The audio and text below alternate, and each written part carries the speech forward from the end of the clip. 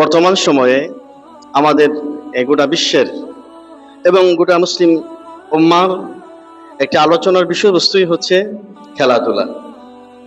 এই খেলাধুলা নিয়েই আমাদের আলোচনা।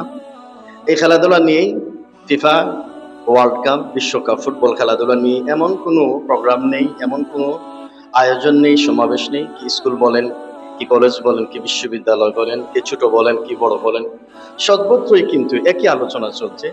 বিশ্বকাপ, ফিফা বিশ্বকাপ, ওয়ার্ল্ড কাপ 2026-এর আলোচনা চলছে। কেউ টেলিভিশনের পর্দায়, কেউ আবার ঘরের মধ্যে, কেউ আবার বাহিরে, কেউ আবার বিশাল স্ক্রিনের আয়োজন করে সমাবেশ করে বিশ্ববিদ্যালয়ের সামনে অথবা অন্য কোনো জায়গায় তারা টিভির পর্দায় খেলাধুলা দেখছে, তারা পর্যবেক্ষণ করছে, জয় পরাজয়ের কাহিনী আলোচনা করছে। কেউ কাউকে আঘাত করছে, কেউ কাউকে ভালোবাসছে, কেউ কারোর প্রতি রাগ বিরাগ, এসব কিছু মিলেই আমাদের এই গোটা বিশ্বের জন্য ফিফা ওয়ার্ল্ড কাপ, বিশ্বকাপের এই খেলা আমাদের মুসলিম উম্মাহকে গোটা জাতিকে আজকে ব্যস্ত করে রেখেছে। কি বলেন, ঠিক না? আমরা এমন একটি সময় কিন্তু আমরা অতিবাহিত করছি। অবস্থা থেকে মনে হচ্ছে যে মুসলিম উম্মার আর কোনো কাজ নাই, মুসলিম যুবক যুবতীদের আর কোনো কাজই নাই।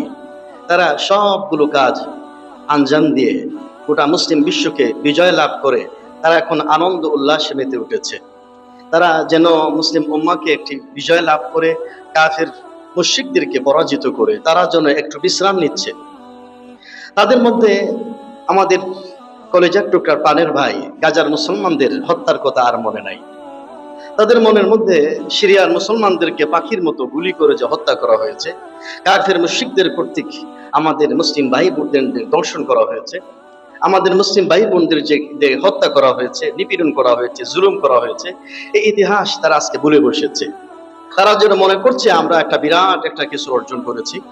একটা কিছু অর্জন করার পরে যেভাবে আমাদের পরীক্ষায় পাশ করার পরে বিনোদন করতে হয়, শিক্ষা সফরে যেতে হয়, বিনোদন নিতে হয়, খেলাধুলায় মত্ত হতে হয়, তেমন একটি মনোভাব যেন মুসলিম উম্মার যুবকদের মধ্যে বসেছে।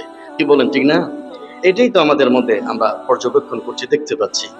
এবং আশ্চর্যকর বিষয় হচ্ছে, এই বিষয়টি যদি মনে করতাম, আমাদের এই বিষয়টি, খেলাধুলার এই বিষয়টি, জয় পরাজয়ের এই বিষয়টি, পক্ষে বিপক্ষে সমর্থন করার বিষয়টি যদি মনে করতাম যে স্কুল কলেজ বিশ্ববিদ্যালয়ের ছাত্রদের শিক্ষার্থীদের মধ্যে সীমাবদ্ধ, তাহলে কিছুটা হয়তো মনে মনে ভাবতাম যে যেহেতু তাদের সিলেবাসের মধ্যে কোরআন সুন্নাহর কোন জ্ঞান নেই, এই জন্যই তারা কাজটুকু করছে।